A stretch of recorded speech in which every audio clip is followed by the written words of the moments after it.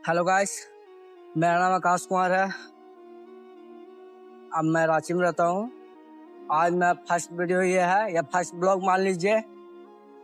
ऐसे हम पहले बहुत यूट्यूब काम कर चुके हैं, लेकिन फेस रिवील नहीं किए हैं। पहले आप फेस रिवील कर रहे हैं।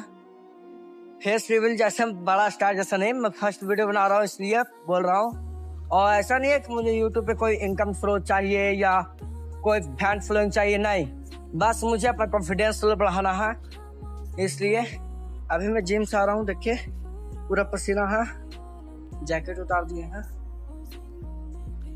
तो आप लोग को मन करे तो सपोर्ट करें, ना तो ना करें, हमको कोई फर्क नहीं पड़ता है। बस हम कॉन्फिडेंस अपना बढ़ाने के लिए वीडियो बना रहे हैं। धन्यवाद।